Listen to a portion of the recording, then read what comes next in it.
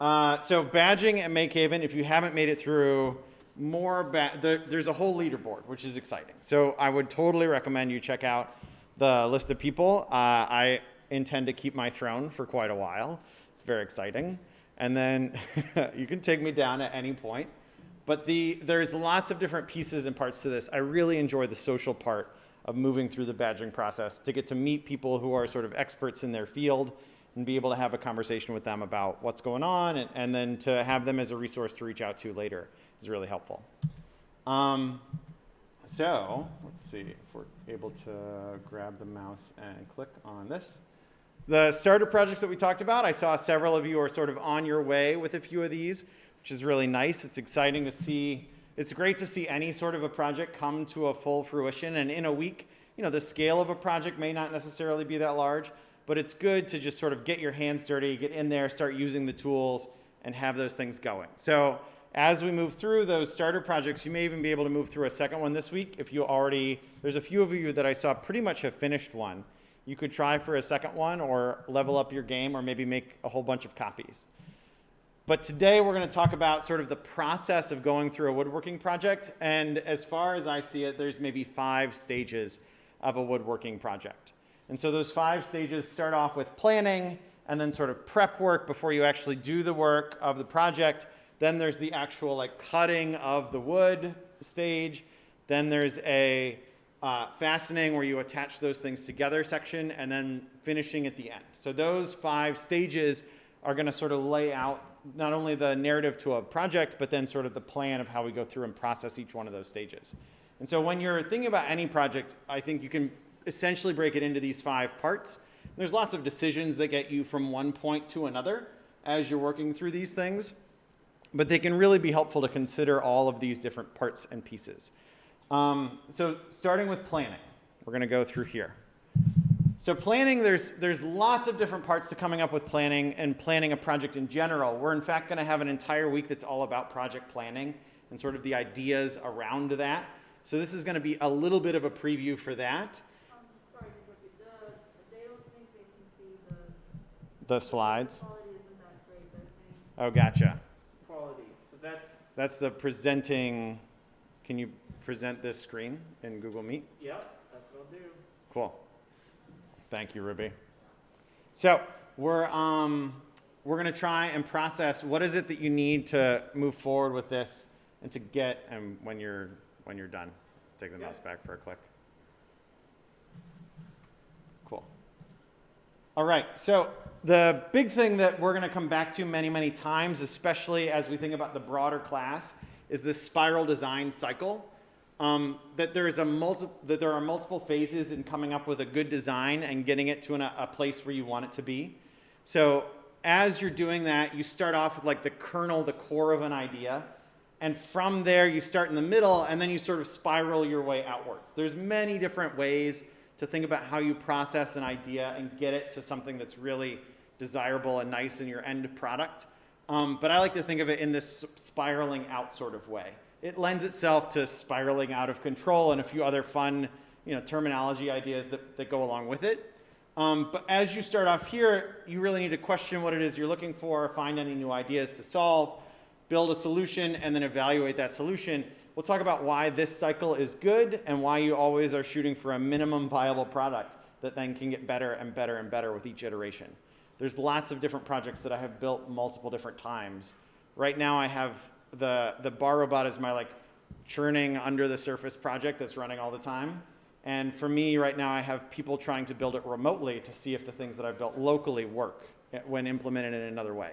So there's multiple steps that would be version 3 of what I'm doing on my project. And so we'll go through why that works. But there's many reasons to cycle through a project to do something that you've done another time, because you often learn a lot just by going through and having that reflection at the end of this is what I would do different, which is often something we're told to give lip service to.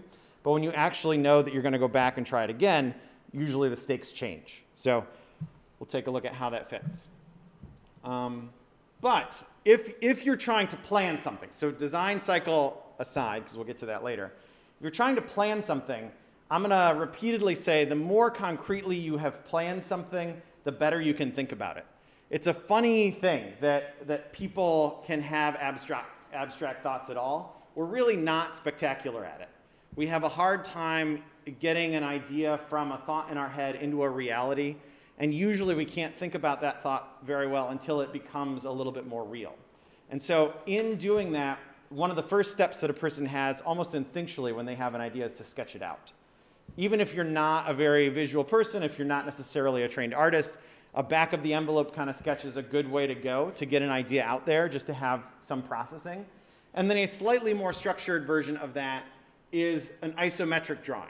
And so there's this isometric paper. You can find it online, hit Control-P, print a page out for yourself, and you can draw an idea where you've got these three axes, your X, Y, and Z axes, all laid out at 120 degrees. It's a little bit of a forced perspective on a piece, but it can help to sort of work through logistics if you've got something tricky. There's a few programs designed specifically for high school students where they start off with isometric drawing as a way to draw shape.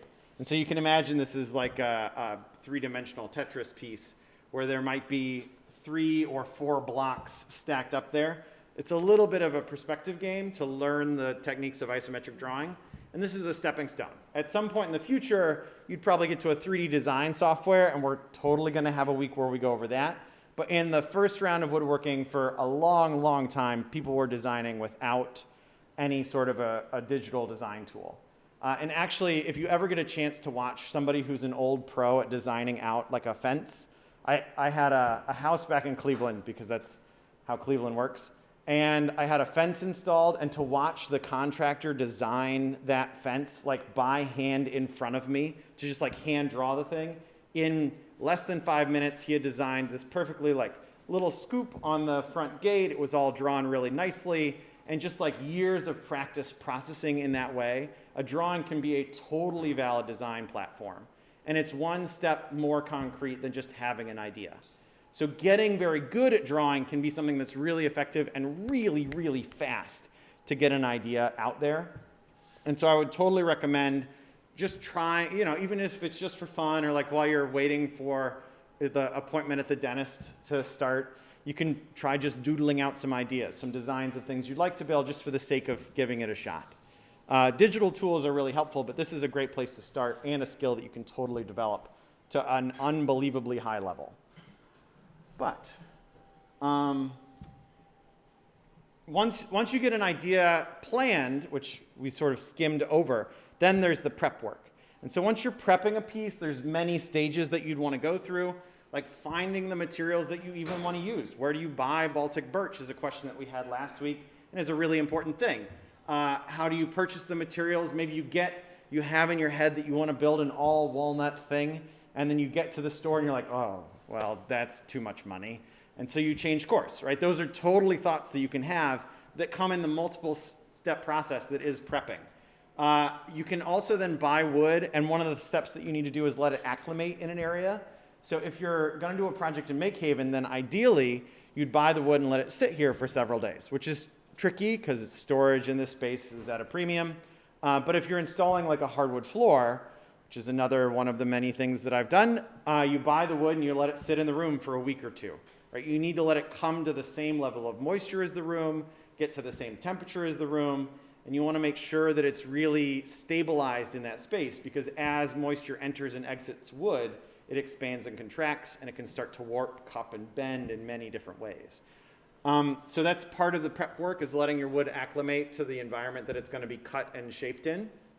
Then squaring the wood, I would say, is also a prep piece, and that would be the joiner, planer, bandsaw, just getting a piece that's totally rectangular in its geometry, if that's something that you're going to go for. And then if you have any templates or jigs, which we're going to look at in a second, building those things ahead of time, pieces that you're going to need to build your actual piece is important, and then assembling the tools, especially I think one of the important pieces, and I'm going to grab the mouse, is that in a shared space, finding all the tools ahead of time can be really helpful. If you're going to do a project and it's going to take you 3 hours or an hour or whatever amount of time you've got, one of the things about this place is that you want to make sure that you've got eyes on the tool, because in a shared workshop, you just want to make sure that things are where you expect them to be, right? There's a lot of people who move through, and in that case, they may not, all the parts may not be in the place where you expect them to be, so finding them ahead of time can be helpful. So here are some things that, just going through in my head, what you'd need to check at MakeHaven to make sure that you're all good. You'd want to check that the joiner fence is 90 degrees from the joiner table, so that when you use the joiner to make a flat face and a flat edge, that they're really 90 degrees to each other. So there's the tri-square that you can use to really check that to make sure that they're 90 degrees ahead of time. It can be a great thing that can save you a little frustration later. You'll also probably want to check the table saw blade, that it's the right blade for a rip cut or a cross cut, and then its blade angle. So there's a digital angle reader that you can use to measure the angle of the blade, and that can be helpful, save you some frustration later. You can check the bandsaw, again, table and angles, just checking all those things so that when you're assuming that they're 90 degrees, square, set up the way that you want them to be, that they really are, right? They can look close but not be spot on, and that can be a frustrating thing to find further down the line. So those are all pieces that you'll want to take into account. Another thing that's really important, I think, in a shared space is just to look around the room, see who else is there. Are you going to get in each other's way? Are you doing the same thing? Is there sort of a log jam before you get into the planer? Those are all things that you'll want to take into account while you're working here. And then a big one is to clean up after yourself. If you check through Slack, every so often you'll get a message that's like, we need to make sure that we're cleaning up in this space. And it's just a common courtesy. I'm sure that the facilitators all told you and reminded you that cleaning up is an important part. And then reporting broken equipment so that JR can get some more if necessary. And here's a good point for some questions. Does anybody have other suggestions about being in this space that would be really helpful for someone who's relatively new? Any more ideas for how to work in a shared space like this? Because some of you have been here longer than I have. Don't be afraid to ask for help, and don't be afraid, like if you see someone struggling with something that you know, it's fair game to just offer that advice. Yeah.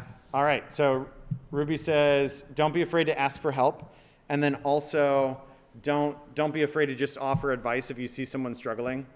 I can imagine it would totally be a welcome relief if somebody's like staring at a thing for 15 minutes. If you just walk over and be like, this is exactly what you need to do. I think you're like, I've been in, sorry.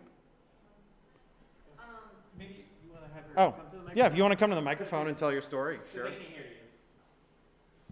I was gonna say, like, I've been in like moments where like I'm using a tool and then something doesn't feel entirely safe and I'm not sure, like I got badged and everything and I'm just kind of stuck. It's better to just not go ahead and do something you don't feel comfortable with. But yeah. Yeah, I think. Oh, go ahead. I was gonna say we use the buddy system, so if you use a machine that's slightly dangerous, I usually recommend people to let somebody else know that you're in the room and you're doing something so that you can check them. So if you bang your head or something bad happens and someone can call, someone's there and knows about it. Yeah, that totally makes sense, Cedric. And there's actually several tools in MakeHaven that have the buddy icon for buddy tools, where there should be another person nearby, so that if something were to happen. That's totally a great point. And especially when we get to the metal shop, there's a lot more tools that are buddy rated. So you might need to make sure that there's a friend that comes along with you, just so that there's another person to be your spotter, right? If I may, and this might be like, I don't know, silly, but I'm a pretty gregarious social person, but I will say that like COVID has made my social skills atrophy pretty like intensely. So more than just like asking somebody to be your buddy, it might be like, hey, I'm gonna like make a go at this as best as I can, but I might need your help. Like, maybe like that's part of the equation too. Is like, I want to respect the fact that you might not always like go into a tool like really like knowing what to do until you like get to what you don't know, if that makes sense. So I appreciate. Was that Ruby who shared that? I appreciate that. I know it's happened to me. And more than just the buddy system, like just keeping an eye out on other people who are maybe like, okay, they might have gotten into this confidently, but clearly they're struggling how to adjust the bands on on a drill press, for example. Maybe they forgot how to do that. Like, I could help them do that. So. Yeah. Yeah, I think every tool or most tools have like a rare step that you don't have to do that often, but then every so often you're brought back to that moment where you were hoping that the facilitator didn't ask you a question about it, where you had watched the video, but that you were happy that that part just sort of got glazed over a little bit. Those moments are really important to be able to reach out and to ask for help. And I love that this space is like, I think, set up for that. That there's people that that you can either message in Slack, or hopefully there's somebody around the corner that you can ask, which is really. Paul had a really good suggestion, by the way. Sure. To add to this list that like kind of blew my mind, because I didn't even think about it. And Paul's suggestion was, when you're about to go forth the steps of like performing your cuts and using the tool, imagine all of it happening step by step. Like if you have like a really long 2x4, right? You might want to imagine what it means to like have that, because you might smack up against someone or something, like just to be mindful of everything. Like I think that it can be difficult to, depending on the circumstances, to be mindful of the logistics of what you're doing in a small space. So like run through it mentally, and imagine what it is that you're really trying to achieve, so that way once you actually perform the task, you have a better idea of what the results are. And I feel like from a shared space standpoint, that helps make sure you're not like smacking someone with a 2x4 or something like that, as silly as that might sound. No, it totally does. Especially with larger pieces, there's more impact, right? If you bring a giant piece of wood through a space, when we get to the Make Something Big week, where we're going to be working with sheets of plywood, then we're going to have to think on that sort of scale, and what are the logistics of building at a bigger size, and what's the impact on other people. So those are all things that we'll have to take into account. But just continuing to move forward. I just wanted to add a couple of things. Yeah, what's up, Kate? Hey, I was just gonna say, in addition, I love all these suggestions, and I definitely want to capture them because I feel like they're helpful for all of MakeHaven. I love the idea of thinking through, because you don't want to discover that you need the rollers for the table saw after your piece is teetering. So I think that's a really smart idea. Yeah. A couple other things that I would mention would be to, if you're working and you're able to work during a facilitator's hours, facilitators are great for badging, but also to use them as spotters, whether they are in the space or even just on call for FaceTime to double check things can often be helpful. And then also to remember to use Slack. The facilitators are amazing, but we also have 350 members with lots of experience who may not have time to be a facilitator, but you can post your general questions in the Woodworking channel or whatever, and you can get a lot of feedback from the other members. Yeah, those are great points, Kate. That's awesome. Yeah, tons of good stuff. I feel like if we just dwell on this for a while, we could find a lot of interesting ideas. And I kind of want to, but we need to keep going. So next up, so let's say that you are going to be planning out your project. One of the things that you can do in prep work is set up jigs and templates. And so if you're using templates to make your cuts, make your designs, especially for complicated curves and shapes, you may want to build a template, which would be like an MDF piece that you'd tape onto the top of your actual working piece of wood. And then you use a router bit like the one depicted over here on the right. And I know the people remote can't see me point, but the one on top has a bearing on it. And that bearing is able to ride along the piece of wood without doing any cutting. But it sets a very fixed distance out where the blades that do actually do the cutting live, so that you can make very precise movements. And if you can imagine a bearing like that riding along a template, and then the rest of it cutting in at an interesting shape, or cutting in, even if it's just a straight line. A templating bit has a cutter that's exactly in line with the bearing, so that you can use a template to make a final cut in an interesting shape if you want to have some sort of a strange arrangement. So these are just some example router bits that you might use, but especially the one with the bearing there, you've got a lot to work with. A template can ride right along that bearing so that you can get a perfect shape. You also want to think a little bit about, when you're using router bits, speeds and feeds, and we'll get into that more when we get into CNC work. But several of you have I think, stepped into that world either by looking at the Shipoko, which is in the corner of the wood shop, and is a CNC where that's guiding, where there's some movement there, or just think about the router table in general. You can go too fast on the router table, and if you go too slow, you can get a little bit of burning. So those things are all important to take into account. But using specialty router bits with bearings on them and templates can be a really nice way to get a planned shape into a reality. And you can build your templates in many different ways.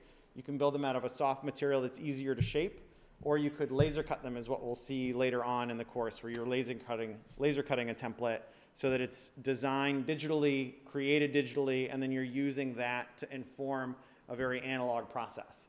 So use the shape of the template to guide what's going to happen. Oh, good, Jar. So next up, another strategy that you can use is a jig. And so there's lots of different varieties of jig, and I would encourage you to take a look at what these are. One, if you've walked into the back storeroom of MakeHaven right now, there was somebody over the weekend, I think, building a large wooden curve that was maybe 3 feet wide. And so they used a large wooden piece that they had to have built in order to bend lamination and glue it together to get that curved shape. So they had to build a pretty large thing in order to make something that was much, much smaller.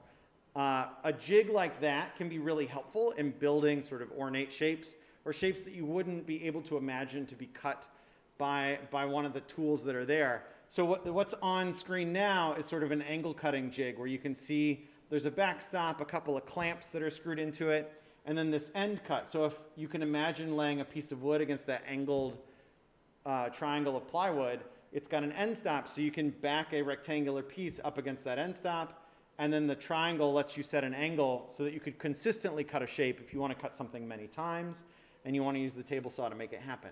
So jigs like this can be hard to imagine sometimes, but there's lots of good examples of how to build them. And there's also a few that are living underneath the table saw on sort of there's the front end where the button is to turn it on, turn it off.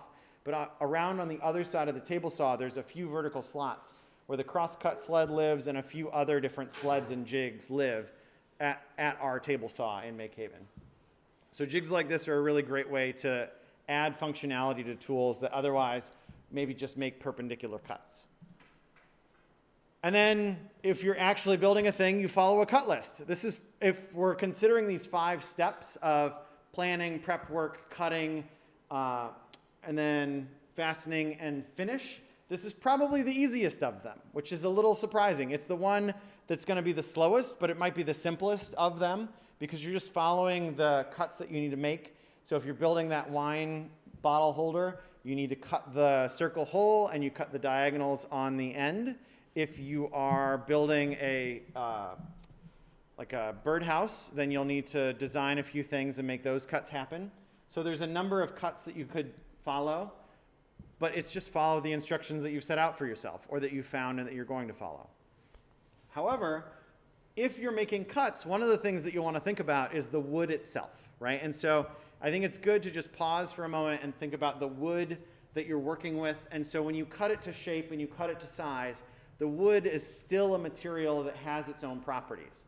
And so one of the interesting things is that wood comes from trees, which is maybe not the interesting part. But when you cut a tree, there's many different places within that tree that you can get the wood itself from. And so the structure of those grains, the nature of those, has an impact in how the wood looks, but then also how it behaves. So up here, you've got a few images that show sort of how a piece might shrink and expand as moisture comes in and out of the wood. And moisture passing in and out of wood is a natural, normal process. It's why you have to acclimate the wood in the place where it's going to cut. It's why if you're laying a hardwood floor, you leave the flooring in the room for a little while so that it stabilizes with the temperature and humidity of the space. But I like this image down here at the bottom because it starts to show sort of the extent to which that happens. If you imagine a tree and the biology of a tree, really, the roots are a place where it grabs water and then it pulls the water up through the body of the tree. Right? This is my science teacher coming out. The water comes up through the roots, up along the trunk, and almost all trees get their water through their roots. There's only a few in like very moist areas that can bring in their moisture through the leaves. Most of it comes through the roots up through the body of the tree itself. And so in that way, you can almost imagine the trunk of a tree as being just a series of tiny straws where the water is able to come up. And there's a little bit more to it than that. There's some vapor pressure things that does happen at the leaves. They act a little bit like water pumps. But essentially, you've got a long series of tubes that go up along the tree body. And that's a relatively useful way to think about tree biology, but it's also a useful way to think about wood movement. And so when you're thinking about that, here at the bottom, it's got an image of a cut piece of timber. And so with that, the grains are sort of horizontal. You can imagine it being the cut that's smack in the middle of that log above, where there's a flatness to it. You've got sort of the radial, where you can see the circumference of the wood. I'm trying to figure out how to explain this to the remote people. It's actually Oh. have your camera on the side. Okay, great, cool. So you can see these bands here. They mimic these bands here. So this is tangential movement, which would correlate to movement this way. And so wood will expand and contract the most in that direction. So the straws, you can imagine spreading out and getting a little bit wider or a little bit skinnier based on their movement. And so it's going to expand the most in that direction. Radially, in terms of the rings themselves, they're not going to, the rings won't expand much this way, but they would expand out that way. And then nicely, the straws, even though they can expand in their diameter, they don't expand almost at all lengthwise. So it's not a uniform movement, and it's something that really probably won't impact your projects until you get to very large sizes. Like if you're building tables or desks, those are things that you have to take into account. That sort of a movement where you're building a whole tabletop. Those wood pieces will expand by up to 1/8 of an inch over about a foot. So that's not a lot if you're building a small project, but when you're thinking about a table that might be as big as the ones that you're sitting at, that could be a fair amount of expansion, 1/2 an inch or more, just based on what you've got for size. What's up? What are the two cuts up there that are, like, they look kind of cupped? Oh, these ones up. What are the cuts up at the top that look kind of cupped? And so these ones right here, Yeah. these are flat sawn and then rift sawn. I think the quarter sawn is really what people want the most for quarter sawn lumber. These are other ways that you can cut timber, and if you're cutting a tree, you'll often get those, just in the sake of trying to get as many boards as you can, you'll often get cuts that sort of span a long way along a ring. You'd like to have your rings be coming out of the two faces of a board, right? And when that's not true, when you've got them either the rings sort of running along the width of the board or sort of along the width of the board, you're going to get a lot more cupping in your wood with the seasonal movement. A quarter sawn board where the rings are basically perpendicular is going to bend a lot less as it expands and contracts. Okay, I see. There's lines that show where it's cut when it, Yep. like, when it is just timber, and then the shading is like how it might move. Yes, so the gray is like where it might move to. And so this is, The diagram. yep, and so this you'll get sort of a bend that way. Here you get a bend that way. The round would sort of compress and come out of round. So those are all different possible movements that you would expect based on the way that the wood is cut. And so you have to sort of imagine backwards. If you're really trying to tackle this as a problem in your woodworking pieces, you'll want to try and wrap your head around what part of the tree did it come out of and how is that going to impact its movement over its lifetime. So those are all interesting questions, but probably not a thing that you come into as a starter as a woodworker. But it's totally something an advanced woodworker would be thinking about as they choose their lumber, as they choose where and how to cut things. But for a person who's starting, it's just good to know that this exists and is a problem for future you, but not for right now. Can I ask a wacky question? Sure. I've worked with wood a lot in my life, and I've never seen anything that put this quite so concisely. My mind is kind of blown right now. Yeah. Is it nuts to say that I'm interested in getting a log and actually seeing all the cuts happen? Is there can we do a field trip? Can we go to a lumber yard? Can we see this? Because this sort of thing is fascinating because I've never even thought about this. Yeah, it totally is. So there's many videos online I've watched. So it's a sawmill. That makes sense. That's a good idea. I would totally just Google a sawmill, and you can find videos of people slowly going through the process of cutting up a tree into rough lumber. usually with a giant chainsaw mounted in a large system. They're the kind of tool that you drag around behind a truck and then you plop down where a tree has fallen. And I'm 100% sure that happens a lot in Connecticut because there's an alarming amount of trees that come down whenever a big storm comes through. So I'm sure if you just pay attention, you can find it when the next storm happens. But for now, I would totally just say go find a video. But it's amazing how the tensions and the stresses in the wood get released when it's unbound from the rest of the tree that holds it together. Because you can imagine those rings, if they expand and contract, they've got the rest of the ring that hold them all in a sort of tension that keeps it stable. But once you've removed the log, the board from that tree, then you've got all of those pieces that are unbalanced, and that's where the cupping and bending really comes into play.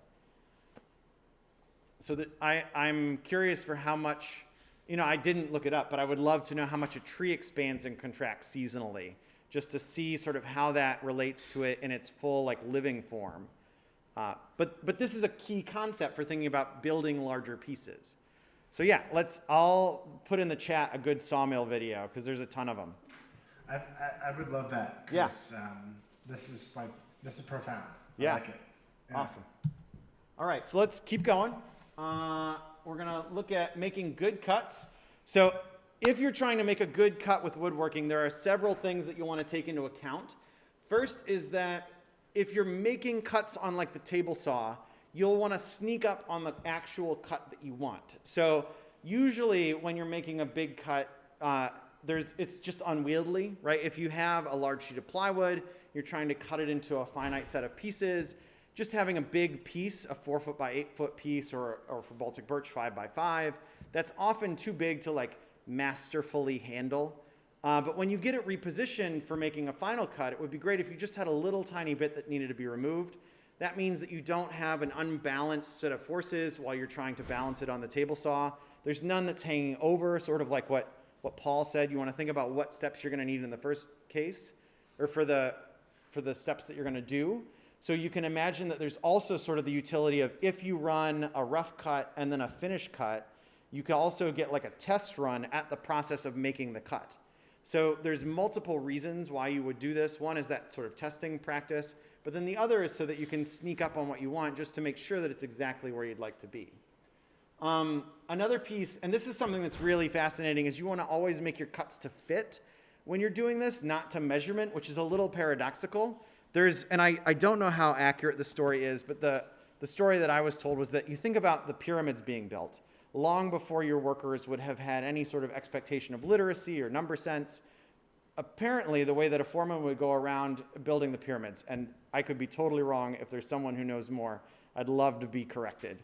But that a foreman would go around with a go, no-go stick, right, where they would put it down and say, oh, this is too long, or this is too short. They would be building things to fit instead of building to measurements to say this is too big or this is too small, rather than going through a plan, because the people who are building may not be able to check. The other thing is that while you're building, and so a go, no-go gauge is a really great tool that's been used for millennia, right? Something where you're checking to see if it fits or if it doesn't, and measuring based against that, as opposed to cutting things in abstraction, because a recurrent theme is going to be that abstractions are hard to think about. And so if you're cutting from numbers that you've measured, it may be that when you get to the end, if the joiner fence was just a little bit off, the 90 degrees you assume to be true aren't exactly right. Or if the fence has been bumped a little bit on the table saw, or if the compound miter saw is just a little bit out of calibration, all of those measurements that you use to inform your cuts aren't going to be quite as accurate as if you had cut it to fit.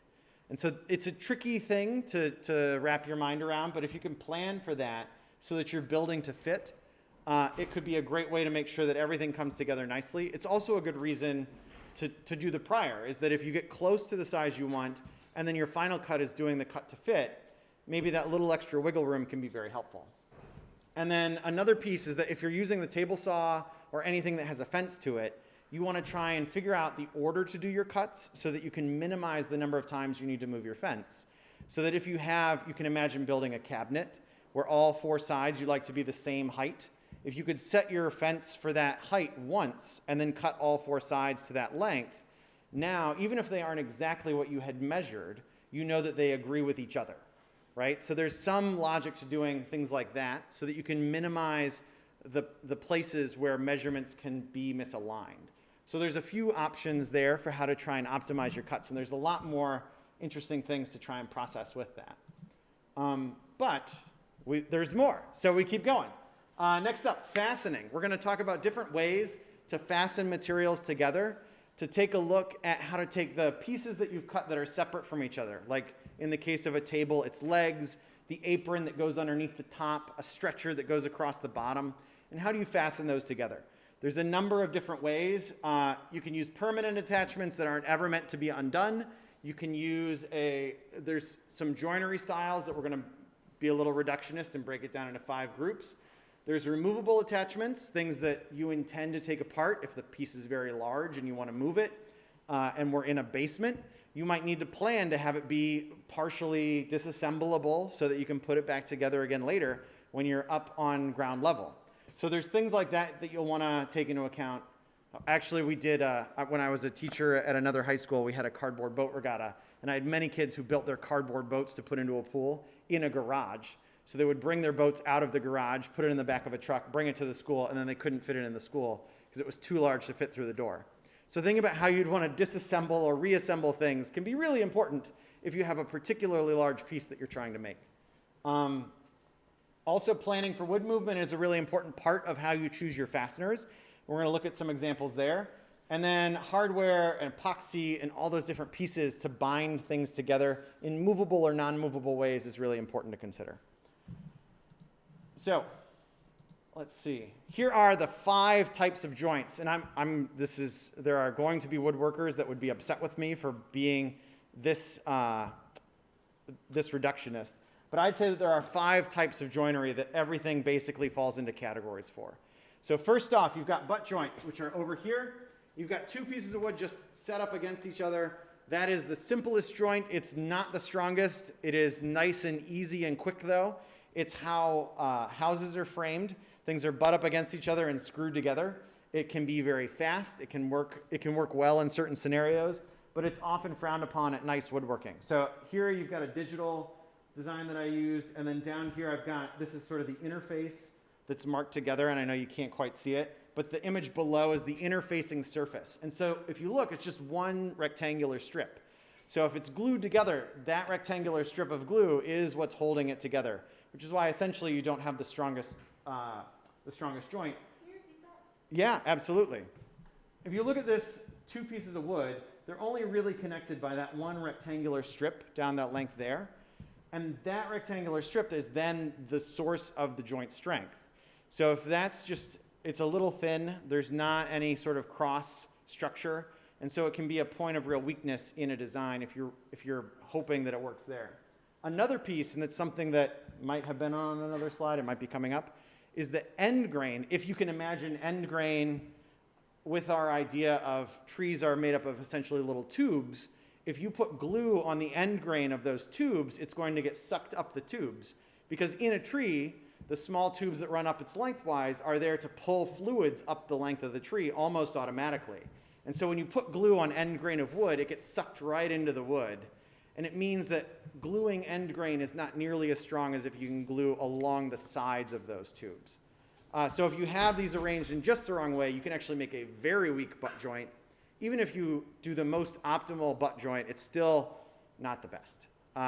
It's weaker than any of the other options. So next up, you've got a miter joint. A miter joint is where you cut a diagonal. These are often very well liked joinery techniques. They're really common in picture frames because they're symmetric across. They also do the best, I think, at hiding a seam. If you want to make the seam almost invisible, they do a really good job at doing that as long as they're perfectly 45. And you've got these 2 pieces that come together. A good trick that I've heard but have not mastered myself is that if you want to hit 45 degrees, but if you can imagine your joint being, if it's perfectly 45, and then, if you are going to assume that at some point you won't be perfectly 45 degrees, it might be better to bias it in such a way so that the outside corner is more likely to be together than the inside corner. If the inside corner is a little bit too close, then you'll have a gap on the outside edge, which is then very visible because it's on the outside. If you have a slight gap on the inside edge in a mitered corner, it's on the inside will be much harder to see, and the outside still will be nice and tight. So if you're thinking about building miters into your plan, it can be good to always shoot for 45, but if you're gonna go between 45.1 or 44.9, think about trying to get it lined up so that your outer edge of the miter is as tight as it can be. It's a good tip if you're trying to go for miters as a structure. And actually the top image also shows a nail or a dowel going into there. That can be helpful to reinforce, because you're definitely one level above a butt joint on end grain, but you're probably working with end grain in a miter joint as well. So you can there's several techniques to strengthen it that we're gonna see in a minute. One of the stronger joints is the half lap joint. And so that's right there in the middle. There's a few variants of it. It's where you take a piece of wood and you cut off an odd chunk of it so that you can lay those together. And again, if we're thinking about the logic of wood is a set of straws or a set of fibers, then you're able to glue along those splices the edges of those straws rather than the ends, right? It would be much stronger to glue the edges of those straws together that way, but you can see some geometry that would also help hold it together even nicer. And so that's a splice. Splices are generally for joinery that goes in line with each other, but you can imagine if you turn it on its side, that would be a splice or a lap in a corner, and so those can be really helpful as well. Next up is the box joint or the finger joint, and so there you've got an interlocking mesh of fingers. Those are really nice to cut. I love cutting these on the laser cutter actually. It works really nicely, they fit together really well, and I'll do this in any sort of material.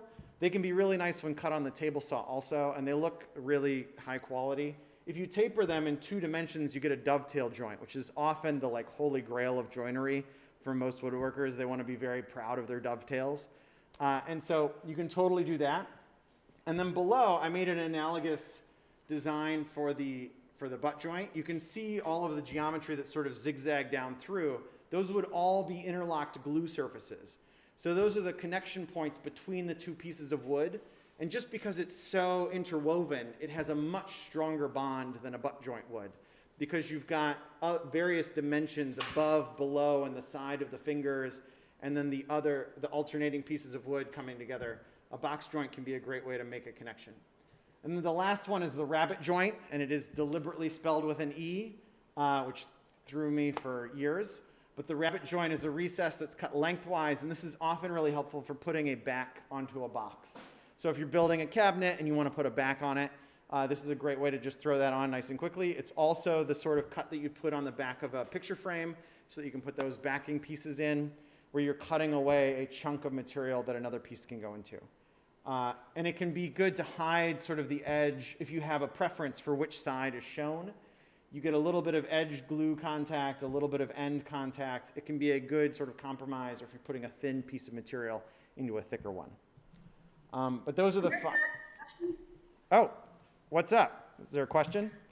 Yeah, I was just curious, where would something like, when you use like biscuits and use like a biscuit joiner, Yeah. where would that kind of fall, and especially how is that in terms of security versus some of the others on No, that scale? we're totally going to cover the biscuit joiner. Those are like ways to strengthen. It's actually the next slide. So that's a perfect segue. Thank you, Kate.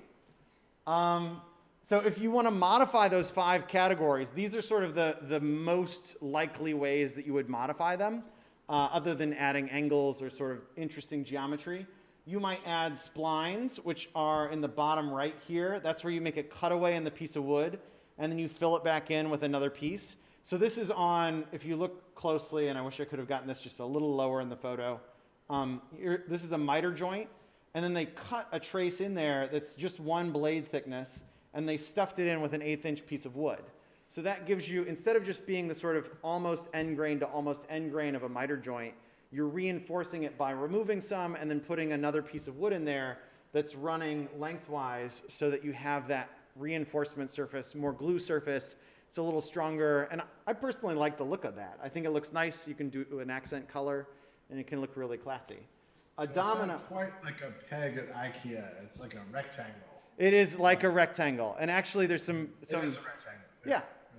Okay. But it's like when you put it in, you're imagining there's a jig for this to often make these cuts where the piece is held up at 45 degrees and then you're passing the saw like just through the bottom corner of the piece of wood. So that's typically the way that this is done, and we may have a spline jig over under the table saw. I need to go check. If not, oh yeah, there is one. Cool. So that's an important piece. The biscuit is more, and that's for like reinforcing something that exists. The rest of them are more for alignment and strengthening something that hasn't yet come into existence.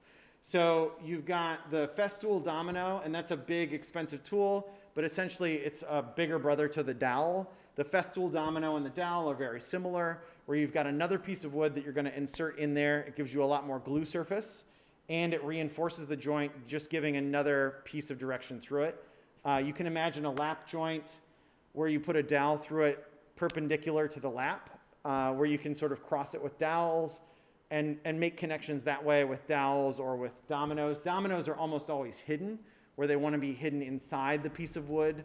Dowels, some people love having them exposed as accents on a piece. Some people love having them completely trapped and hidden so that you never know that they're there. It's sort of a personal preference for how you feel about dowels showing up in your workpiece. Definitely not the IKEA dowels that are like the little ribbed things that are maybe an inch long and very sad. But a nice decorative hardwood dowel can look perfect on a piece, especially in some of the more classic traditional woodworking. They're a great way to strengthen a joint that can really give it a sort of old-timey flair. And then the biscuit is something that I love because it's so easy. And I think what the biscuit does best, to answer your question really directly, Kate, is the biscuit is really good for alignment during glue up. They're small and thin and relatively frail. They're not so much a structural piece. A biscuit, though, is really easy to add. The tool's very simply designed and easy to use. And it's really good for if you're imagining putting together a large tabletop. If you apply glue, and if you've glued anything in the wood shop over the past week, you know that it becomes slippery when it gets glued on it, or when it gets glue on it. Before it starts to set, that glue lets the two surfaces slide past each other. There's a few tricks to fight that, like dribbling a little salt onto it so that the salt grains will grab into the wood on both sides of the glue. Or a biscuit like that put into two slots will keep the pieces aligned, so that if you're gluing edge to edge to edge and then you bring it into clamps, none of the pieces start to like creep up on you or creep down in a way that's hard to manage. The biscuits will keep them aligned in at least one of your dimensions so that you have some stability when you're going to glue things up. So you can imagine, like on a large tabletop with 3 big boards, it could be unwieldy and you don't want to like smack them back down into position. Biscuits can just keep it so that it doesn't move on you while you're in the process of gluing. Does that help, Kate? Maybe. She's probably muted. She's thumbs up. Oh, good. All right. So then if we take, beyond those, if we take fastening and put it in 2 categories, there's permanent fastening and removable fastening. Permanent fastening would be wood glue, glued in dowels. Nails pretty much, I would say, are permanent fasteners. They're a pain to get out most of the time. And then screws, sometimes people will screw pieces of wood together and then drill a primary hole for the screw shaft, a secondary hole so that you can completely sink the screw head, and then fill in that secondary hole with a dowel so that the screw is completely encased in wood. And in that case, the screw adds a great amount of strength, but it's completely hidden and gone in terms of getting it apart again. So you can trap the screw completely inside the piece of wood. It's a little hard, but you imagine drilling one hole and then aligned to that, drilling a larger hole for the screw head, putting the screw in so that it's sunk beneath the wood, maybe a ½ inch, and then a dowel on top of that glued in place. So that the screw is completely hidden, not visible from the outside. It can be a nice way to hide them away, but still get all the benefited strength. And so, there's the end grain thing. I knew I needed to add it somewhere. And then removable items. There's screws when exposed. You can then remove those screws. That can be really helpful. Often it's a little rough if you're just wood screwing things together. So you want to take that into account. Threaded inserts, though, are very nice to use a threaded insert in a bolt. Machine bolts come apart nicely, and a threaded insert can be screwed in and maybe even epoxied in place. But they give you an attachment point if you want to add things and remove them. Yeah? I recently started using this stuff called thread locker. Do you want to? Come on up. So Ada's got a quick story / question. Oh, I was just gonna say, instead of epoxying, I've been using this stuff called thread locker, which is like, it's not permanent. It really holds it, but and it also has different levels of it for like how some of them you can only undo with like immense heat or immense pressure or things like that. But a lot of them, they're anaerobic glues, and they just like kind of seep down between the threads, and they really hold it. Is it like Loctite? Yeah. Yeah. Yeah, Loctite is great to hold a machine bolt and a machine insert together. And you can epoxy those. I was thinking for epoxy like the insert to the wood, and then yep. But a similar sort of situation where thread locker is a great way to get those then to stick. And so Loctite is great for that. It's really helpful in all platforms anytime you're using a machine screw with a machine insert. So you've got those sorts of things that can come together. And I love Loctite. It's actually really good stuff. Can I ask a quick question? Yeah. That's okay. So I was looking at a dovetails, and I was like, wow, like this is cool. I don't know how to do that. I was a little intimidated by everything that I read because it seems like everything is by hand, which may or may not be true. But I saw this like funny comment on Reddit where someone was like, well, like if you mess it up, you don't need to worry. You could just fill it with like sawdust and glue and fix it. But like in my mind, I was like, wouldn't it be cool to like fill it with epoxy instead?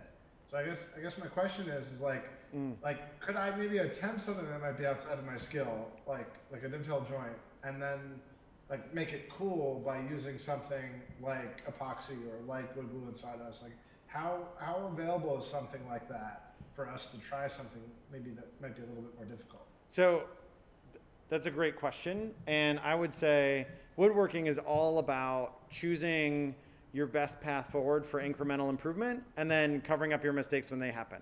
Because when you're trying something new, you can be guaranteed that something's going to go wrong. Hopefully something small and where you still have all of your fingers at the end, somewhat jokingly. But the key is that you find a strategy that you can work on something new. Like in the case of dovetails, you need to think about cutting multiple angles at the same time. And so that's really tricky. And then doing all of that by hand can be hard to be consistent while you're doing that. But you're right. Reddit talks about wood glue mixed with sawdust is a great way to fill in any void that you create. So the sawdust acts as sort of a solid phase, and the wood glue will hold it together, and you can use that to fill in small openings, not large ones, but just enough that if you've got a seam that's extra visible, you'll be able to put that in there and then sand it smooth. It'll be very hard to tell that it was ever a problem.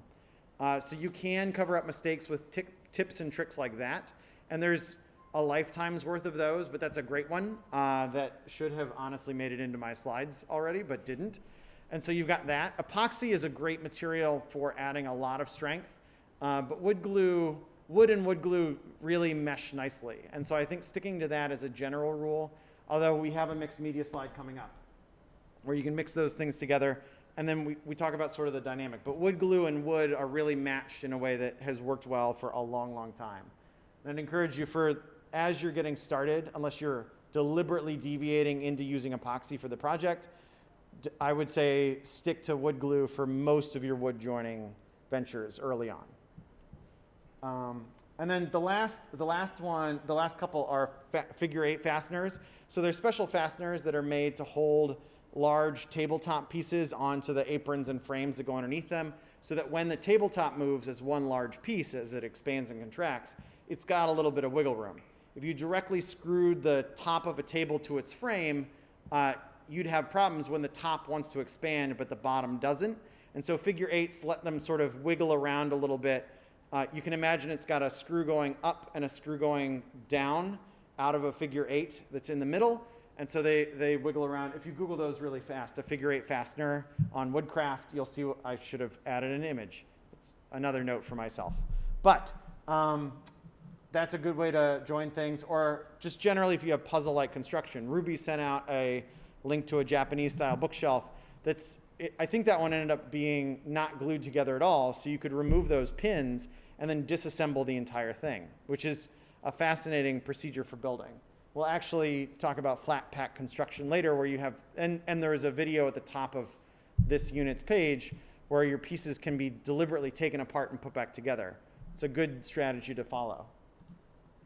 But then you can mix media with your wood. So here's the example of epoxy with your wood. This is taken directly from Wayfair. This table I looked up this morning is selling for $9,975. So that is a piece of natural edged wood, a giant pour of epoxy, and then some custom metal that's on there. So you can tell that there's a lot that goes into that. But while you're doing woodworking projects, you can really level up your game if you start to mix it with different materials. This is very popular right now, using epoxy with your wood. YouTube has gone nuts with it because epoxy is a somewhat magical seeming chemical experiment.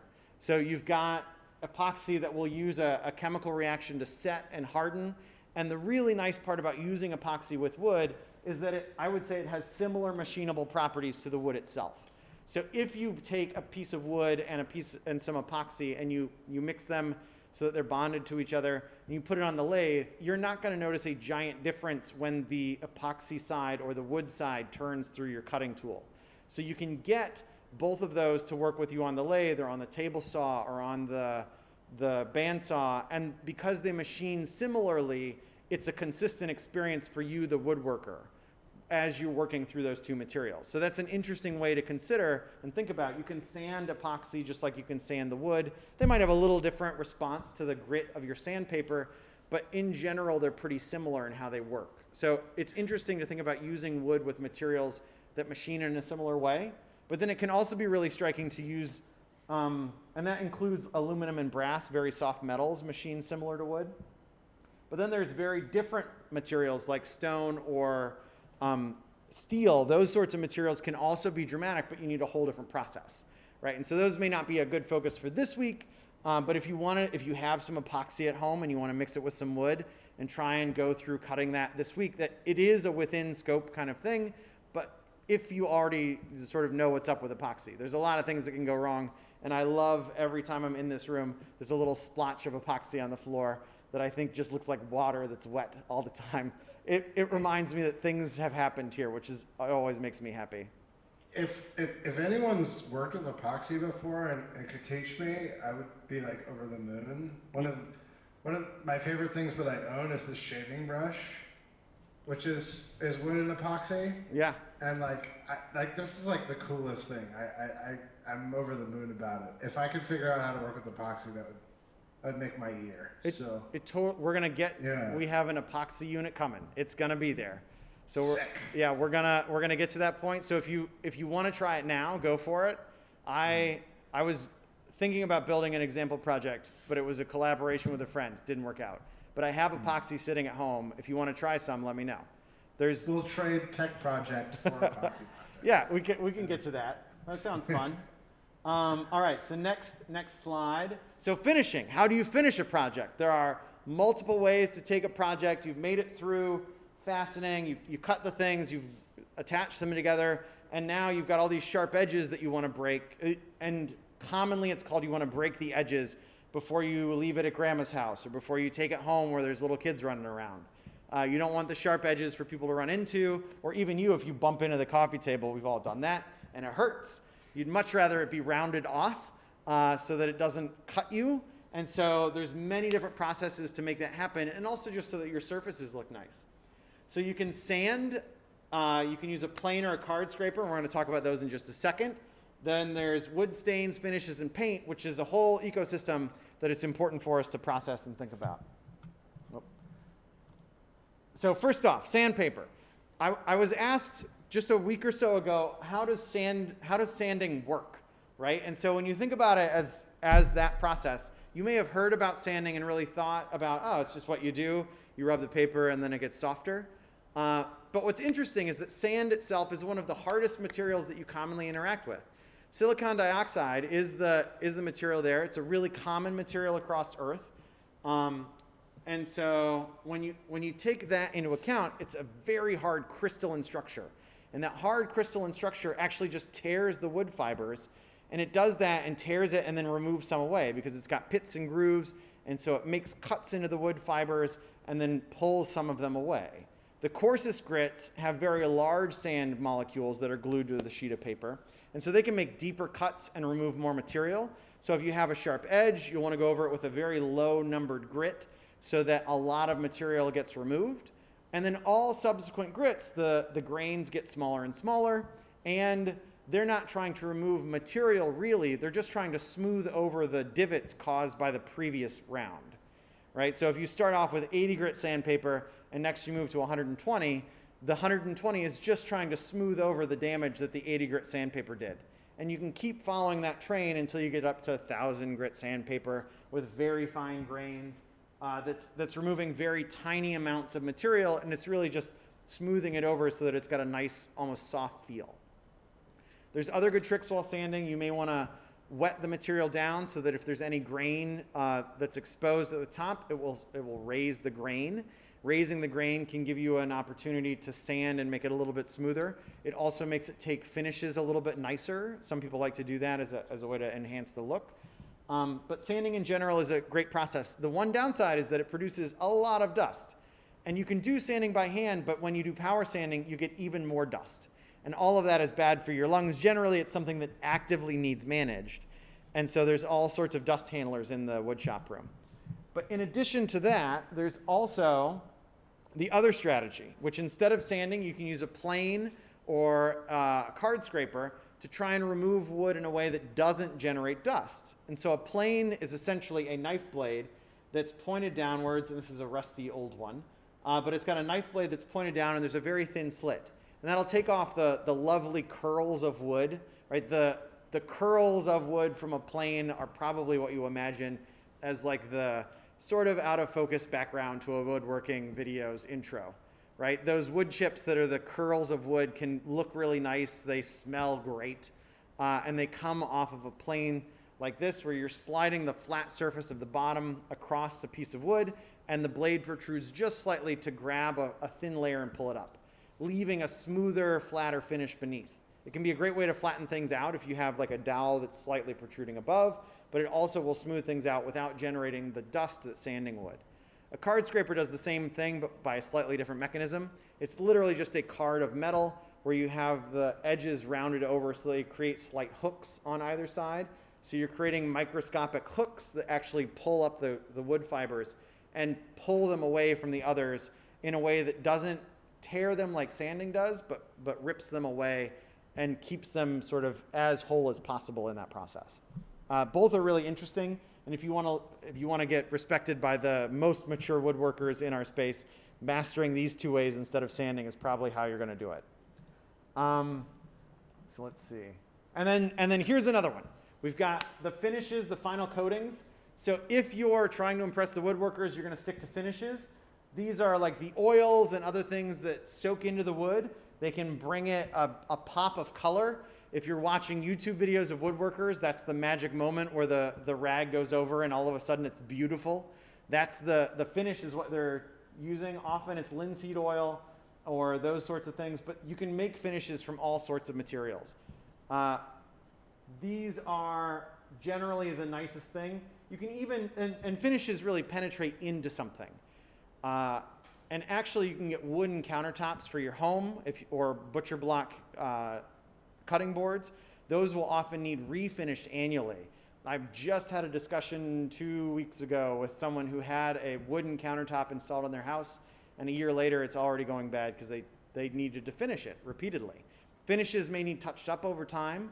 They soak into the wood. It's going to sort of use them up, and that oil will get deeper and deeper. So you may need to retouch those over time. And a classic woodworker who loves what they're doing, they may swear by a finish of a certain type and know that they need to reapply every 3 or 6 months. Right? That's a totally normal part of their commitment to their woodworking. But if you hand a project to someone who's totally uninitiated, it may become a sore point, right? Those are all things that you want to take into account. A stain is another category of finish. And so, another category. A stain is really going to penetrate the wood as well, but it colors it. And so stains are nice in that they open up an entire palette, but woodworkers will often sort of scoff at you if you say you want to stain your wood because they're hoping for the traditional beauty. Not all, but there are some people who consider themselves purists and only want to see the color of the wood coming at them. But stains have really caught the imagination of lots of people. When you imagine like antiqued furniture, where there's a certain like grayness to it. I've stained floors before. It can make for a really nice look. You can also stain in crazy colors. You can get purples where there shouldn't be. You can get greens in your wood where normally it would be just that brown. There's all sorts of colors that you can use with a stain, which is really helpful. And then there's paints and surface finishes. So paints and top covers. So paint sits on top. It's a totally valid way to finish a project. You can use Bondo even on top of woods if you want to cover them and make them totally dead smooth, which is like what I used on my car as a kid because it was just a pile of rust. So you can use that sort of a finish on a surface cover on top. And then you can also paint on top of that and apply epoxy. There's some self-leveling epoxies. So if you're building a bar and you'd like to set it level in place and then cover that with epoxy.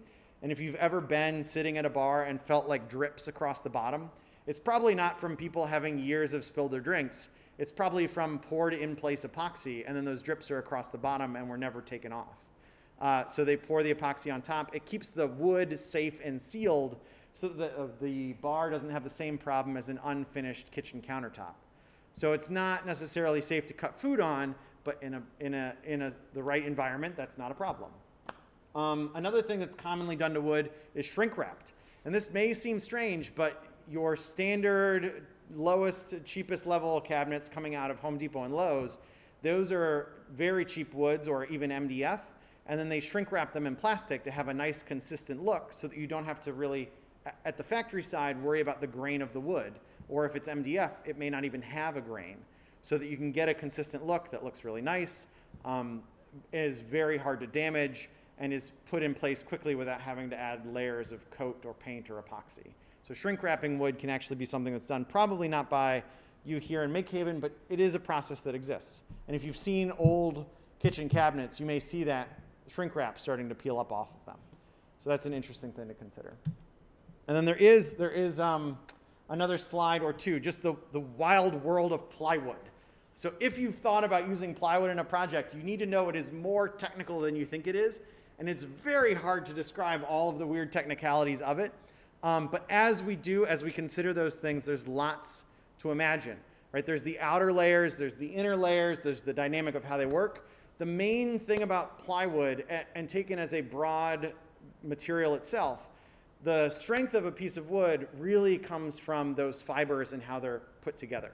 So when you cut a thin sheet, the thin sheet itself should not be strong, but when you take two sheets and lay them 90 degrees to each other, their strength is really dramatically increased. And if you don't think about, if that doesn't seem real or reasonable, get yourself some corrugated cardboard and cut two equal sized squares that can span a gap, and then put one of them and set a can of pop or a can of soup on top of it. And then cut the same thing with two layers, set the two layers with their internal straws going in the same direction, set the can of soup on top of that, and pay attention to how many cans it takes for it to fall. If you lay a second layer where it's structurally 90 degrees from each other, it's dramatically stronger. So just alternating the direction of those straws so that they go in opposite directions, 90 degrees, you dramatically increase the strength of the material. So plywood is essentially based on that. And if you look at the color carefully, you can imagine you're seeing sort of lengthwise or end grain alternately on each layer. That's what they do in plywood to make it so much stronger than it should be based on its thickness. So it's an engineered wood, it's an engineered material. They're cutting off those relatively thin layers from a tree, and there's multiple ways to make those kinds of cuts. But once you have that done, you can build out all of these different types of things. So there's many dynamics to how that happens. Baltic birch is almost always made in a place where the machines are 5 feet by 5 feet, 60 inches by 60 inches, whereas most of our like Home Depot and Lowe's kinds of wood, those are made where the mills are a little bit larger at 4 by 8. So it's a different dynamic, and it's based on where they're made. But it's an interesting piece to consider. But there's lots of terminology to think about if you're imagining plywood as a material. There's Baltic Birch Ply, which is probably the golden standard for people who are building furniture. If this would be considered solid wood. Sandy Ply is the thing that you're most likely to find at a big box store, specifically spelled like that. Sandy Ply is 4 foot by 8 foot. Sandy Ply is gonna be somewhere in the ballpark of $35 a sheet. It may not be totally flat. The surfaces may not be great, but it will get the job done if you're looking for plywood to build something structural. Absolutely. There's cabinet grade plywood that's also available for sale at those big box stores. That is a little bit nicer surface finish than Sandy Ply, but that's about it. These are both almost always 5 layers of wood, alternating direction.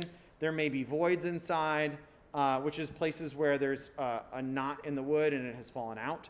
So all of those are taken into account. Sandy Ply is usually around 35. Cabinet grade can be upwards of 50. And you're really paying for the nicer veneer. But the veneer is also very thin. So almost paper thin, a few sheets of paper thickness. So if you need to sand your piece of work at all, cabinet grade plywood is going to very quickly be cut into. It's called cabinet grade because it's got that great look. They're talking about the sides of a cabinet where you wouldn't really need to sand into it, and not the front, the door of a cabinet where you'd be cutting in interesting or detailed designs or things with a router bit. So cabinet grade is specifically structurally as strong as Sandy Ply, but got a little bit nicer face finish. I've known many people that think, oh, it costs more, must be nicer. It's really the same, except the surface finish is a little bit better. There's also walnut plywood, which would fall into this category of cabinet grade. It's similar to that. You'd be really lucky if you found it with a Baltic birch inner, but it's probably cabinet grade, and the upper layer is walnut. So it looks like walnut from the outside, but inside it's the same sort of thing. And then there's sheathing, which people will mix up with nicer plywoods. Sheathing is the stuff that goes on the outside of a house, the like big sheets of wood, 4 foot by 8 foot also. They're not meant to be nice. They're meant to cover up a surface or subfloor. So if you're laying a hardwood floor or a regular old floor, you'll want to put something down on your joists so that you can put the wooden boards on top of. Sheathing is perfect for that. It's to cover large surfaces. It's much cheaper than the other ones. But with that, you might have voids. The surfaces are probably pretty garbage.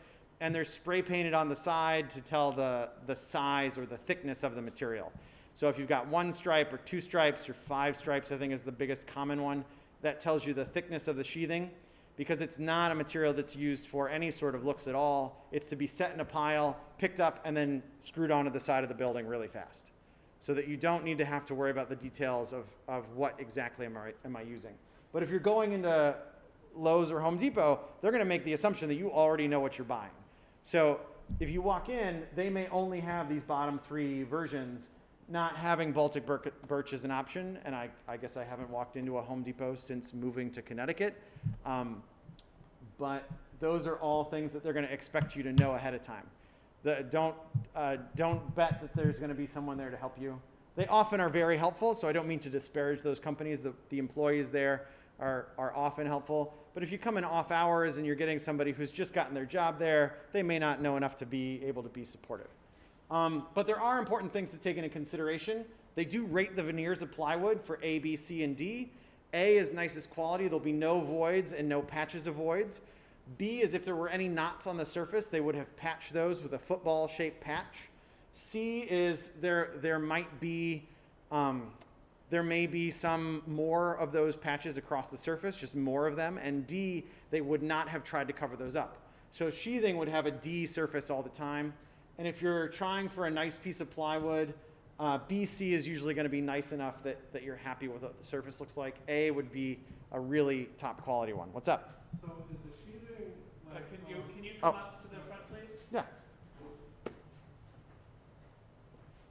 So it's just a question I have. So is the sheathing the same as like that scrap wood laid together? Oh. Is that? Yeah, good point. So there's these other categories. These are, so not plywood. Those are, I've got 4 that are listed. You're probably thinking of OBS, the scraps that are just glued together in sort of a random pattern. Yep, that's the OBS.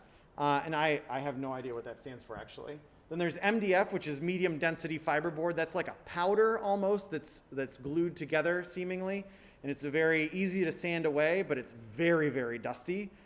It's something that I would, and if it gets wet, it pretty much instantly warps and is unusable as a material. So if you're going to use that, you need to wrap it. It's why when they use it to build kitchen cabinets, they always wrap it completely with a shrink wrap. And then hardboard and melamine is essentially OBS, but with a plastic on both sides. So they take a piece of OBS, which is just that scrap wood. It's all the leftovers when they cut up a log for all the nice boards. The leftovers turn into OBS. And then for some of those, if they're smooth enough on the surface, they'll cover them with a melamine coating, which is just a plastic coating on top of that. Melamine will often they'll cut lots of wood for you at a big box store with a panel saw like we have here, but they will often not cut melamine for you because it has the odds of gumming up the saw. It's a pretty rough material, but it gets used a lot by IKEA because it's very, very durable, provided you have a saw that's heavy duty enough to cut through it. So it's a good material, but it's got its own quirks because you're mixing plastic and sort of sub-ideal wood. It's not as nice as a plywood to work with. But if you're trying to bang out shelves, melamine shelves are really top quality. You can buy like a 15-inch deep strip. So you can't cut that here? I think you probably could, but and they can for you at Lowe's and Home Depot. They generally won't. That said, I have had friend of a friend, nice person at Home Depot who has cut that for me before. So it's like an internal rule, and it depends on who is there and if their boss is around, that sort of a thing. It won't immediately wreck the tool, but it's probably not good for it long term. And then hardboard is the last one. That's what if you had a whiteboard at home as a kid, it was probably made out of hardboard, where it's a harder version of MDF, and then it's got a white coating on it usually, although not necessarily always. It's almost always about 1/8 of an inch thick, that hardboard stuff. And it's great for like the backing of a cabinet if you're building a media console. I've seen it used as the bottom of drawers on cheaper quality drawers. It's a thin material. It's 1/8 of an inch or maybe 1/4 of an inch. And it's got more glue content than MDF does. So it's a little bit stiffer. It's a little bit harder. But it's still not a plywood.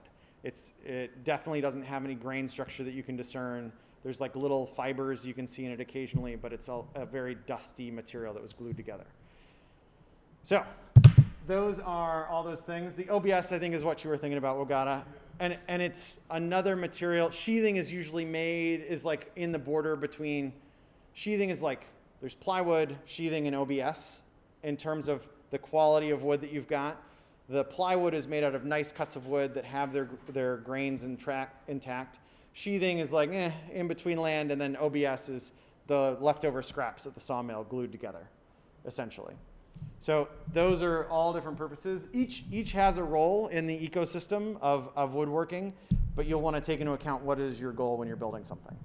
So I think that may be the end of our slides. And actually, it's 8:30.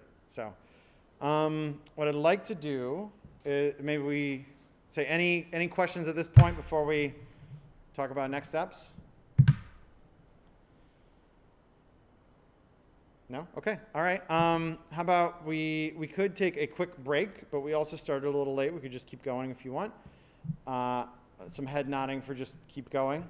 And so we can talk a little bit about what has happened over the course of the week. And actually, JR, if you could put up on this screen the foundations page, that'd be great. Thank you. So I took the links that you all shared, and there were 2 people where I had lost or forgotten where the links were.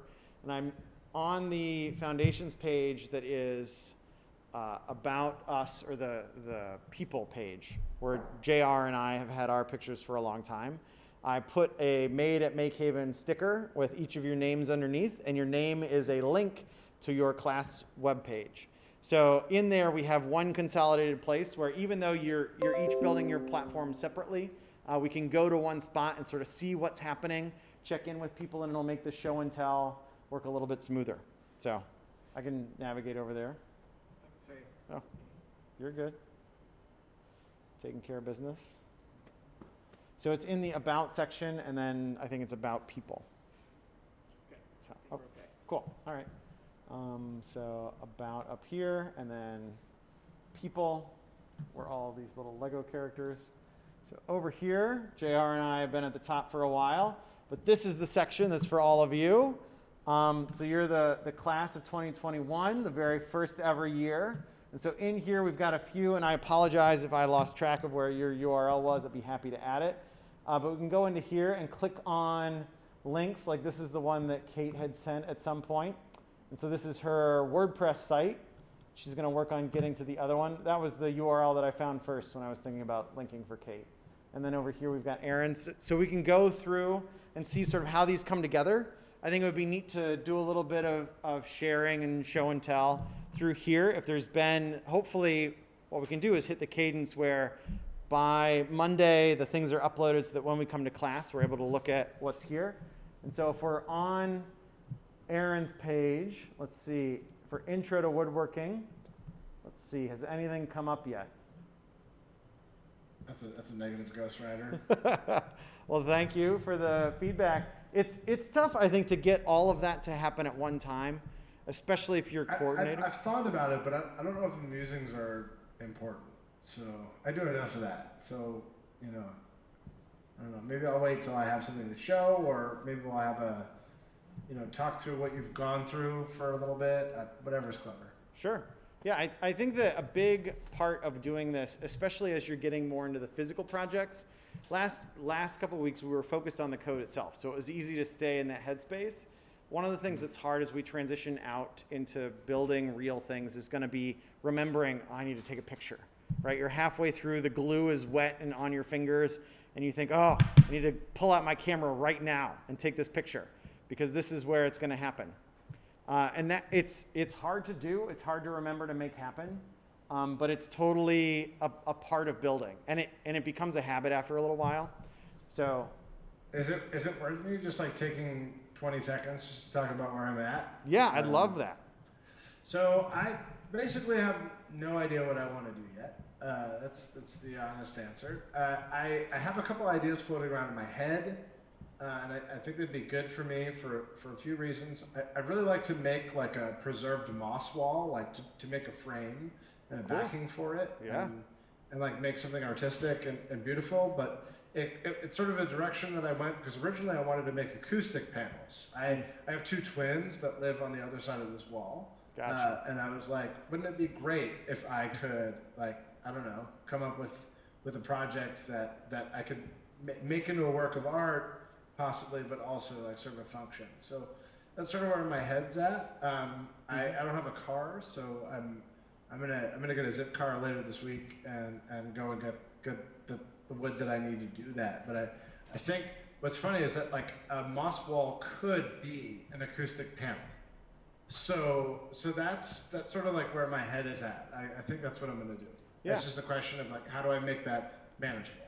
That's where I'm at. That's a good point. You could totally hit two birds with one stone. And I actually have a question for JR related to your problem about getting wood. There is some wood in the back, sort of over where the steel bar is available for sale in the storage. Is there that wood that's back there? Is that for sale as well? We have not worked through that yet. Okay. At some point in the future, we'll get Gotcha. there. Okay, so there is a possibility that there would be wood for sale here, but as of right now. I will buy it. I will do that. As a person without a car, that makes much more sense. Yeah. So I would say message JR for any specifics, because there's not a plan right now about how to do that. Future business opportunity. Okay. Yeah, it does feel ripe for opportunity right there. All right. So let's hop back over. If we could go to another person. Kate, can you share with us what happened for you this week? Sure, yeah. I don't know if you want to pull up the site. I actually edited the link so it now has my GitHub site, which I'm working on building up, which does indeed, but it does include links to the to the blog post as are appropriate. So, but yeah, I am working on a project. I don't know, Corey, are you able to bring that up, or do you want me to present? I think that caused chaos last Is night. that now is it on top? I think it is on top now. Yeah. So hold on. It was just a technical thing on our end, but I can pull it up. And so here's this, but if we come back and hit refresh, it should work. So there we go. Here's Kate. There we go. Very nice. Yeah, so if you click on unit projects Yep. and then click on the woodworking. Very nice. So this is what I'm trying to make, which is a chandelier with wood and cut wine bottles. So you guys probably saw me trying to stand some wine bottles earlier. That's what that's about. If you scroll down a little bit, you can kind of see a bit where I have gotten so far. Basically, there's a lot of me kind of going back. So the stuff on design was very interesting. I'm going back and forth between this project as I received it and then finding a sometimes better way to do it myself. So if you continue to scroll, you'll kind of see, I don't mean it to be a total critique of the DIY network, wonderful inspiration, Sure. but at times it ended up being that, as I've just kind of learned at least what worked better for me. And then if you scroll down a little more, I'll post a little more. There's a little video just showing how it works. I don't know if it's super exciting, but if you haven't seen, this is the hot and cold method. I tried a few different methods, so there will be more on bottle cutting in my next post. But I did, want to talk a little bit about woodworking, since it's actually the woodworking unit. If you scroll down a little, you will see the pictures of the actual piece. That was the reaction I got when I talked about stain with woodworkers. Yeah. So the actual piece, this is just doing some testing once I've drilled the holes with the drill press, and testing with some of the semi-cut bottles just for fit and all of that kind of thing. And then if you scroll a little more, you'll see the piece that was, the excitement for me, which was like changing the table saw blade and feeling very mastery in doing things like that. And then also adding a bevel, which was just a really simple 45-degree cut using the table saw there. But it ended up getting sort of a nice result and a more finished look. And then I did some sanding. So I'm hoping to do more sanding and finishing and assembly in the coming week. But that's where I am now. Yeah, that's brilliant. And the chamfer on a bottom or top edge like that can really add some lightness to a piece that otherwise would look blocky. It's a really great trick that modern woodworkers have adopted, is to pull that big chamfer in to really lighten the look of a piece. So that's a great detail to add. Yeah, and it was surprisingly simple. I was originally going to use the router table and then just decided just to do the 45-degree cut. It was very simple, only a couple measurements, but I really liked how it changed the look, so that was exciting. Yeah, it's neat, and that the 45 is awesome to get right off the saw. It's a nice end point for it to tilt. There's also a jig under the table saw so that you can tip the piece up vertically and then push it across the blade that way. So if you, instead of angling to 45 degrees, you only tip it over like 30, but by rotating the piece 90 degrees, now you can cut a long, broad chamfer as well, which is really cool. So I would, if you ever want to do another chamfer like that, there's some really cool tricks to make them bigger and wider and all sorts. But I really like that one, actually. It looks super nice. Cool. All right. Great job, Kate. Next up, we'll go to the next person. Oh, what's up? I mean, I was going to ask about the electrical work, but I could PM you if that's outside of the the woodworking part. I don't know. Kate's got Kate, if you want to talk about it, go for it. But a lamp is always a great starter project for the electrical. I'm really interested in the lamp part of it. That's like something I've wanted to do. So if you wouldn't mind, I'd appreciate it. I'm definitely interested as well. I haven't done any of that yet. Yeah. Oh man! All right, now I've got a plan for us. Learn more about that. I have my junction box and my cords cut up, and we'll see. Yeah, the great part about building a lamp is that you can buy a lamp kit for like $13, $15, something like that at Home Depot or Lowe's. And essentially all you're doing is taking a light bulb and you plug it into power and it works. There's not a lot else that's tricky about them. They run on AC power, and if you're applying AC power, it's going to be on. So there's, other than isolating and containing junctions in a box, it's a pretty simple, approachable task to get started with. So hopefully by the time I think I'm going to reimagine some of our units. I saw some heads nodding here so that we can all make a lamp by the time we're done. That feels like fun. That would be ill. I didn't even know a lamp kit existed until just now. So Oh yeah, yeah, they're great. I was planning on like figuring it all out by myself, but that's amazing. Thank you. No, we can totally make that Today happen. I learned. Yeah. Mhm. All right, we ready for, oh, JR is taking care of stuff. All right, next up, Regatta, you want to go next? Sure. You can come up and, Let me put something in the feed here first.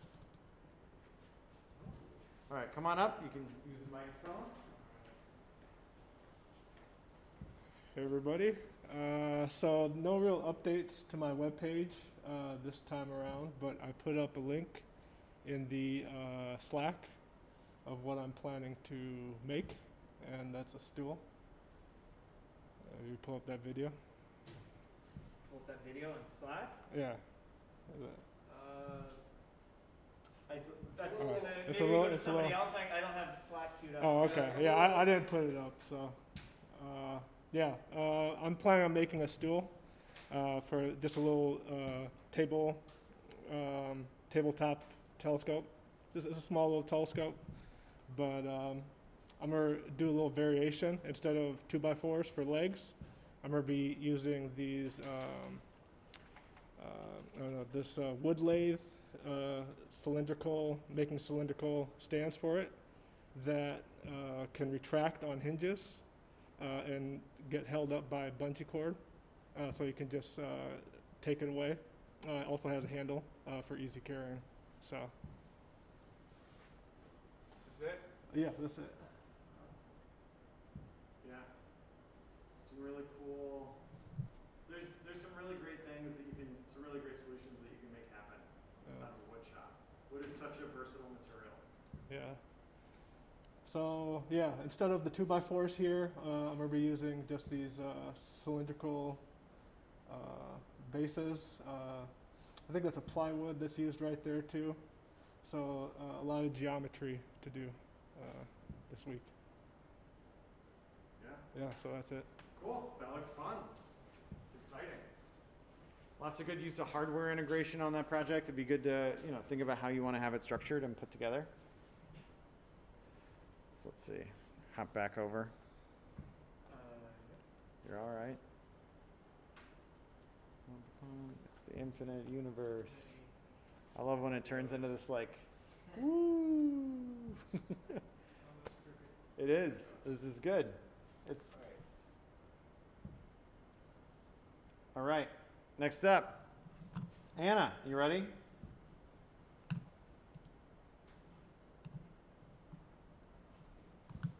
Are you there? Is she there? Sorry, my mic wasn't working. You're all good.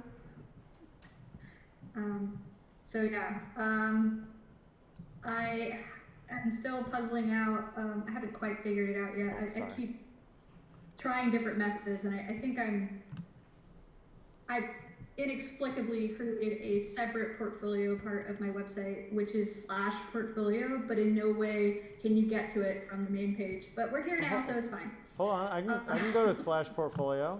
Yeah. Oh yeah, we're here. Yeah, Sure. yeah, but like the link directly goes to a portfolio.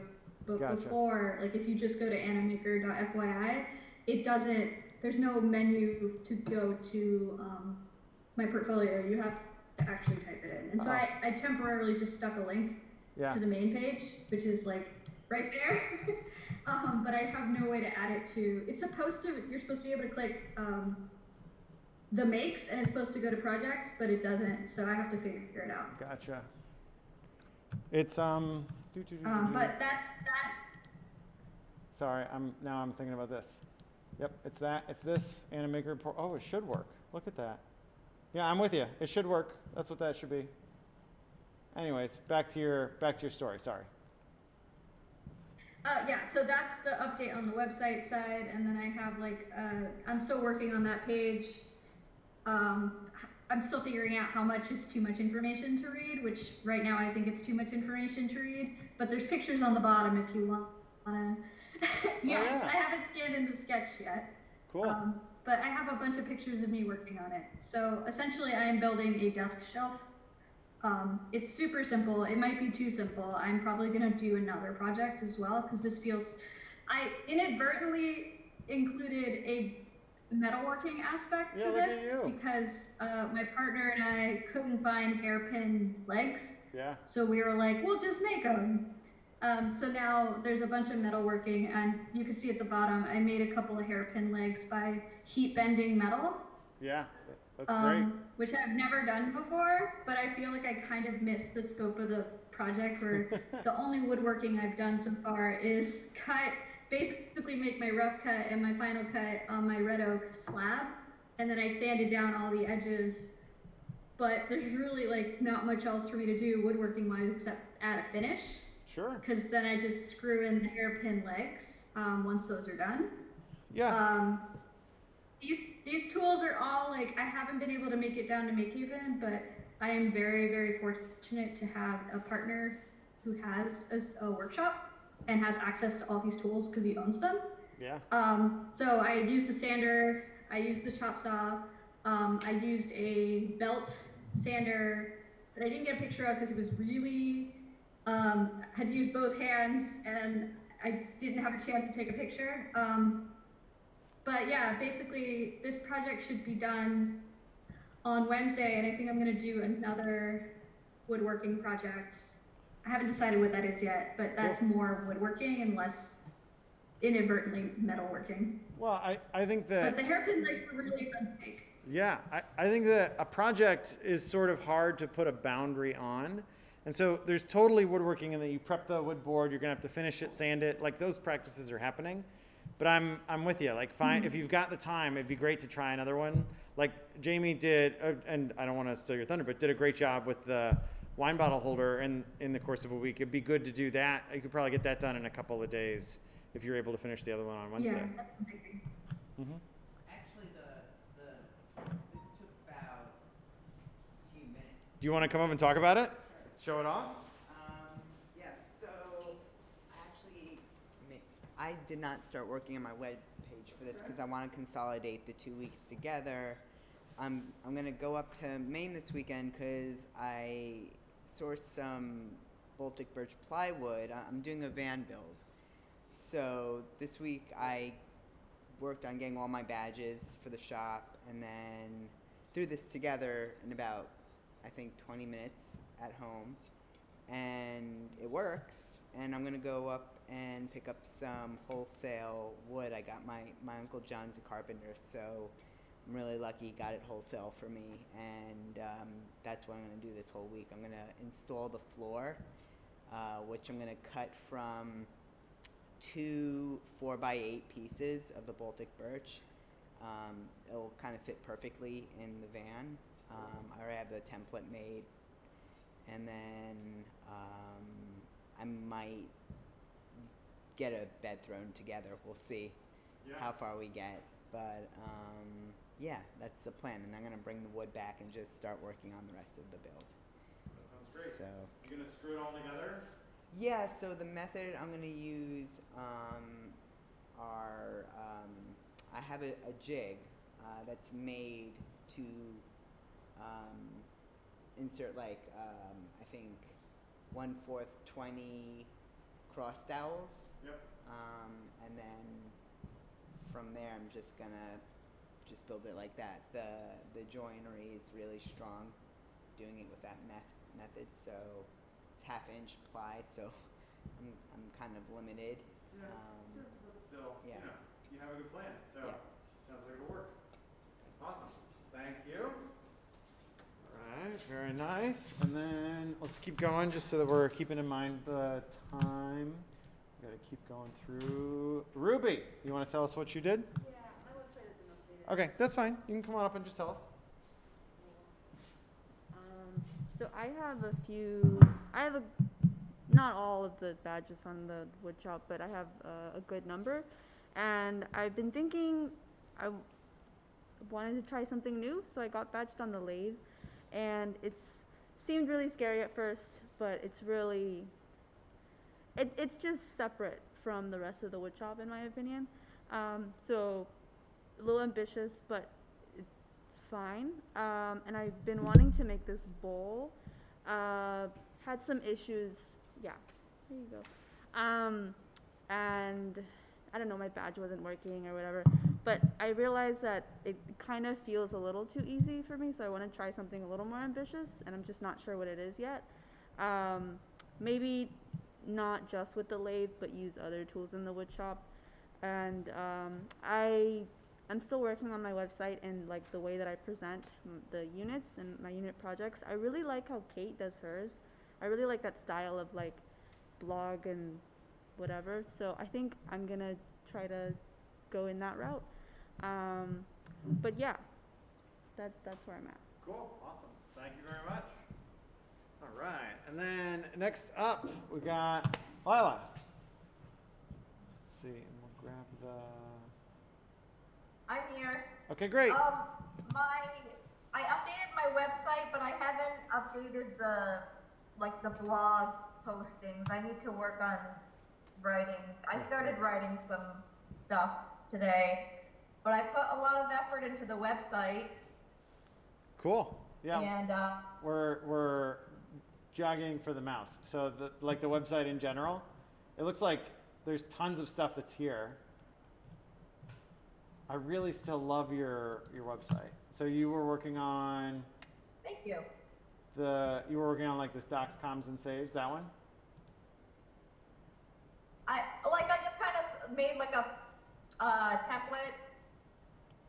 Gotcha. So I started writing, but then I didn't know if I should write directly in there. I have trouble expressing myself and communicating with words, so I opened up a Google document today and I'll eventually cut and paste. I think that's what I'm going to do. Yep, that sounds like the best way to do it. I think you're spot on.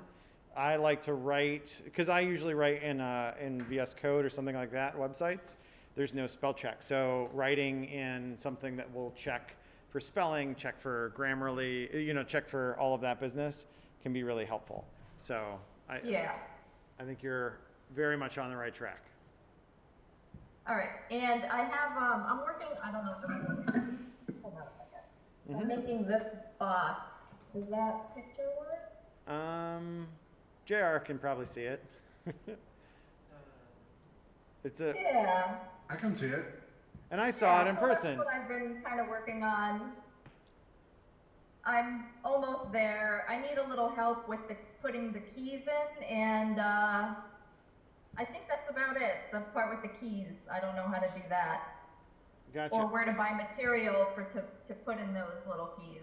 And by keys, are you talking about? It looks like there's splines on the corners. Is that what you're? They call them keys in this thing. Yeah. Yeah. So for those, there's a spline cutting jig in MakeHaven, like underneath the table saw, where it would sit it up at an angle. And so you just put it in there on its 45 degree, and you push it across the table saw, which can be pretty scary to do. But while you do that, it's going to cut out the opening that you need in order to glue the spline in there. I just, where do you buy the material to put in there? Oh. Or do I just put it in the sanding thing till it's thin enough and then shove another piece of wood in it? I think that honestly that could totally work. If you have other wood that would work just fine, you can do that. If you've got, or you could run it through the bandsaw to resaw it so that it's about the thickness you want, and then sand it down to size. That would totally work. Okay. Yeah. Yeah, that's where I am with that. Then Cool. I have to update the blog. Yep, and it's all those. It takes a little while. I think a few weeks for us to really hit a stride where the updating the blog feels fine and natural. Doing the work that's in real life will be separate, and it'll take a little while for us to all hit that cadence, I think. And I feel like I get obsessed over getting the website just right before I want to move on and do anything else. Oh yeah. But I know I need to do everything. I'll kind of work on the website and do the stuff in person at once. Yeah, and there's I think there's a pretty good argument for when we have break weeks, over the holidays, and I'm probably not going to go back to Ohio for the holidays. You'll have a little extra time. That might be a good time when you've got some content built up to reimagine how you want it to be formatted. So that, not telling you that you should work on it over the holidays, but there'll be moments in the future where you have a little bit of time to spread out and look at what you've got and what you like and don't like about it and revisit it. So Yeah, I just pick away all the mistakes in it when it really, it's fine. I should just kind of let it go and leave it. Yeah, I'm always, it's tough. Everybody else just thinks it's great, but the person who makes it always feels all the mistakes. You can see every little bit. That's totally just Yeah. a part of making. So I feel you on that. All right. All right. Next. Yep.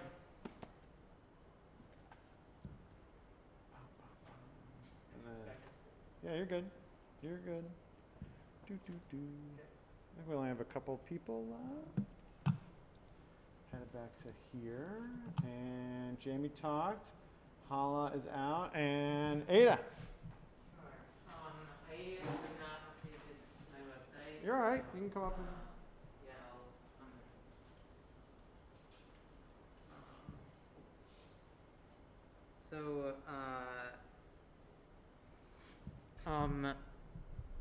I really wanted to make something that was immediate, like had some was serving some tangible purpose that I needed at the moment, and I need a bedside table, and I have storage under my bed, like drawers that come out, so it can't have legs. So I need a bedside table that just attaches to the wall. And there were a few other parameters, but so I have a design that is too complicated to get done this week, but I'm gonna do like one level of it. Is that? Sort of in frame for the JR you're having both. Yeah, it's coming through. It's a little low res. Okay. So it has two levels, and so it's a little bit complicated. I'm gonna focus on making the two drawer shelf sections, and some prep work that I've been doing right now is in this file. One sec. I'm gonna try out this technique that I've been watching a lot of videos about, making things out of layered plywood. There's a piece of furniture in my room that has bamboo veneer on it, and the layered Baltic birch looks like really, really great. From like all the videos of it and images of it that I've researched, and it also allows me to make shapes that I wouldn't have such an easy time doing with more traditional woodworking methods. So I can have these with rounded edges and stuff like that. And so I've broken all of the shapes down from the two carcasses into 3/4 inch chunks, or slices, I guess is a better way to put it, that I'm gonna cut on CNC, hopefully. And then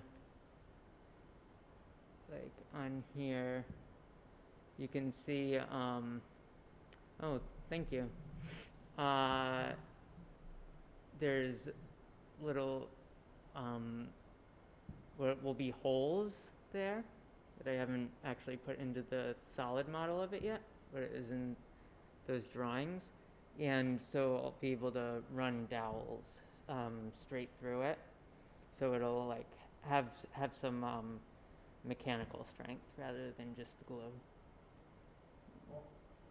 Yeah, it was great to talk that through with you earlier on in the week, just to process what's going on there, because you've got a complex project to get started with, and it's really neat to see that happen, and hopefully just seeing that example, you can see the power of being able to digitally design an idea and to go from here's my digital plan where I can work out more concretely the details of the project can be really helpful. And so circling back to earlier, I said it's hard to think about a thing until it becomes concrete. And so there's the back of the envelope sketch, and then the isometric sketch, and then the 3D design. And the more you build the thing, the more concrete it becomes, the easier it is to start to think about. And it wasn't only until after that discussion where we really started to talk about dowels and things going all the way through. Right? So those, as you think about a process more and more, you can really get a lot deeper, which is like I brought this, which is another example, and it's going to be hard to put this on screen, but this was cut with the Shipoko in the wood shop. So this was 3D designed as a fully 3D shape, and then it's cutting 3D geometry fully on the Shipoko to get a shape. I'm trying to build a catch basin for fluids. And so this is like hopefully going to showcase several of our processes over the course of the class, this example project. And so we'll get there eventually, but understanding the role of all those pieces and how they fit together, and then the ability of a digital design to inform how, like, to let you think about a project even better and then process how to make it at the same time is really something that hopefully is like a long-term future cast for where we're going. So those are all skills that you should each be able to have by the time we get to the end of the course, where you can have an idea, digitally design it, and then use a digital process to help you make it, along with some of these classic, masterful, traditional practices as well. So all of that put together should hopefully lead to a real skill building across the board. But we are at 9 o'clock, just a little bit past. We should probably call it a night and say that the rest of the plan for this week coming up is to actually bring your woodworking projects to their full fruition so that we can have exciting pictures and little wooden bowls or wine bottle holders or shelves or tables or whatever it is that we're going to make. So I'm excited to see what happens this week. I'll still be around in Slack checking on things and getting ready for next week. We're going to head into textiles after this. So all sorts of exciting things. So thank you, everybody. Thank you for sharing. And I'm just going to hang out. We're going to leave the meeting open, but we can probably stop recording, JR. So cool.